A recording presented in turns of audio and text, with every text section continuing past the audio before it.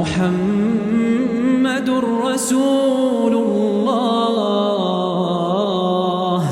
والذين معه أشداء على الكفار رحماء بينهم تراهم ركعا سجدا يبتغون فضلا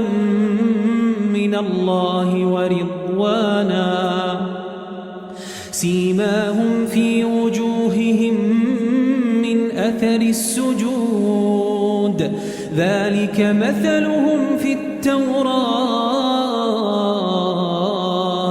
ومثلهم في الإنجيل كزرع أخرج شطأه فآزره فاستغلظ فاستوى على سوقه يعجب الزراع ليغيظ بهم الكفار وعد الله الذين آمنوا وعملوا الصالحات منهم مغفرة وأجرا عظيما.